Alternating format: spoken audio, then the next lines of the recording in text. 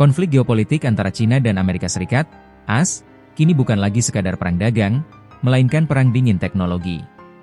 Setelah AS di bawah pemerintahan Trump kembali melancarkan sanksi dan ancaman tarif tinggi, Cina bergerak cepat. Media nasional Cina, CCTV, baru-baru ini melaporkan rencana besar pemerintahan 11 Jinping dalam 5 tahun ke depan, membangun kemandirian teknologi yang tak tertembus dan memperkuat pasar domestik untuk melawan ancaman bertubi-tubi dari Washington. Rencana ini, yang disetujui setelah pertemuan tertutup Komite Pusat Partai Komunis Cina, menempatkan penekanan besar pada pengembangan, kekuatan produktif berkualitas baru, di sektor chip dan kecerdasan buatan atau AI. Apa detail dari strategi pertahanan ekonomi Cina ini? Mengapa kemandirian teknologi menjadi sangat mendesak? Dan mampukah Cina mengatasi kelemahan konsumsi domestik mereka untuk mencapai tujuan ambisius ini? Dalam 20 menit, kita bedah cetak biru Cina untuk menghadapi AS.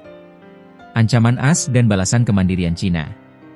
Rencana 5 tahunan Cina ini adalah respons langsung terhadap tekanan luar biasa dari AS, yang telah memburuk sejak pemerintahan Joe Biden dan diperparah oleh kebijakan tarif Donald Trump. Tekanan bertubi-tubi, AS gencar melakukan pembatasan ekspor teknologi chip ke Cina.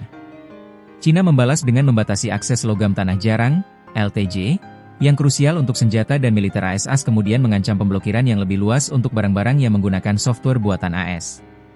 Tujuan Cina menghadapi ancaman ini, Beijing menyadari bahwa mereka harus mengembangkan kemandirian teknologi agar tidak lagi bergantung pada negara-negara barat. Laporan CCTV menegaskan kembali janji untuk memperkuat kapasitas domestik di sektor sains dan teknologi. Dorongan ini makin mendesak karena Washington kini mengupayakan pelarangan besar-besaran ke Cina, menargetkan sektor yang lebih luas, mulai dari chip hingga farmasi. Fokus utama, kekuatan produktif baru, chips AI. Inti dari rencana 5 tahunan baru ini adalah konsep, kekuatan produktif berkualitas baru. Ini adalah jargon yang mengacu pada pengembangan bidang-bidang maju yang akan menjadi kunci ekonomi masa depan. Teknologi inti. Proposal menempatkan penekanan besar pada pengembangan bidang-bidang maju seperti chip dan kecerdasan buatan, AI. Cina ingin membangun sistem industri modern dan memperkuat inovasi di teknologi-teknologi inti. Tujuan strategis, hal ini menunjukkan keseriusan Beijing untuk menggenjot produktivitas dan mencapai kemandirian hakiki. Kemandirian ini diperlukan untuk menghadapi krisis populasi usia produktif di Cina dan ancaman pelarangan ekspor dari negara-negara barat.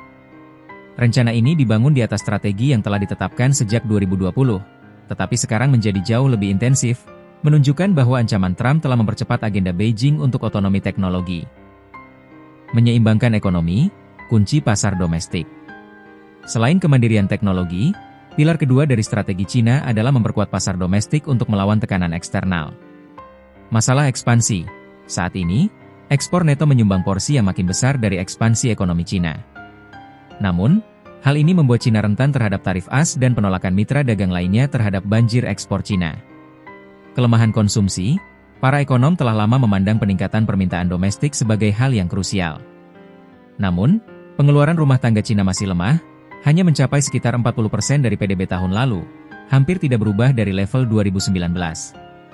Proposal baru ini menegaskan kembali janji untuk memperkuat konsumsi domestik dan secara tegas berkomitmen untuk menghilangkan hambatan yang menghalangi pembangunan pasar nasional. Para analis bahkan menyarankan reformasi kesejahteraan sosial skala penuh untuk mengurangi kelebihan tabungan rumah tangga yang diperkirakan mencapai 30 triliun yuan atau setara 69.000 triliun rupiah.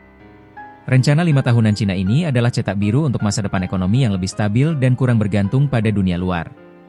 Para pembuat kebijakan kemungkinan menargetkan pertumbuhan tahunan rata-rata di kisaran 4,5% hingga 4,8% untuk periode 2026 hingga 2030, sedikit melambat dari perkiraan sebelumnya 5,5% per tahun. Ini menunjukkan bahwa Beijing rela menukar kecepatan pertumbuhan dengan kualitas dan stabilitas. Kini, fokus para analis adalah mencari komitmen fiskal spesifik pada pertemuan legislatif tahunan pada Maret 2026. Yang terpenting adalah, seberapa tegas para pembuat kebijakan akan melaksanakan tujuan-tujuan ini, terutama dalam meningkatkan konsumsi rumah tangga yang lemah. Cina mengirimkan sinyal kuat kepada Trump dan Barat, kami akan merespons tekanan Anda dengan membangun benteng ekonomi mandiri di dalam negeri.